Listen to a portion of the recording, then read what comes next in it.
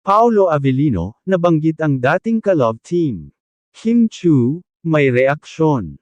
Usap-usapan ngayon ang naging pahayag ni Paolo Avellino matapos niyang mabanggit ang kanyang dating ka-love team sa isang recent interview. Habang mainit ang tambalan nila ni Kim Chiu sa Kim Pao tandem, tila hindi naiwasang lumingon sa nakaraan ang aktor ng matanong tungkol sa kanyang mga previous on-screen partners. Paolo, may ipinagpapasalamat sa dating ka-love team.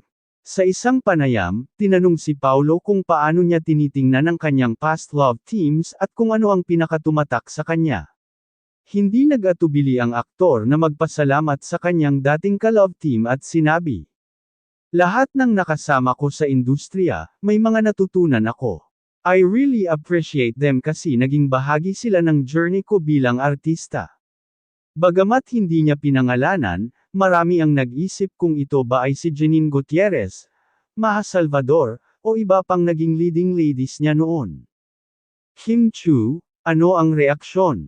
Dahil sa naging pahayag ni Paolo, hindi rin naiwasang matanong si Kim Chiu kung ano ang kanyang opinyon tungkol dito. Sa isang backstage interview, pabirong sagot ni Kim.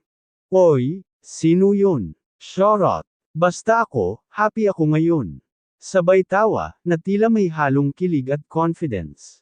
Maraming fans ang natuwa sa reaksyon ni Kim, na tila hindi naman apektado at mas nakafocus sa kasalukuyan, lalo na sa kanilang patuloy na lumalakas na Kim Pao tandem. Fans, may iba't ibang opinyon. Sa social media, halo-halo ang reaksyon ng mga netizens. Wala namang masama kung maalala ni Paolo ang past love teams niya. Ang mahalaga, masaya siya ngayon. Kim Pao supremacy pa rin. Pero sino kaya talaga ang tinutukoy niya? Si Janine ba yun? O si Maha? Pero para sa amin, Kim Pao na ang panalo. Kim Pao, tuloy-tuloy ang kiligan.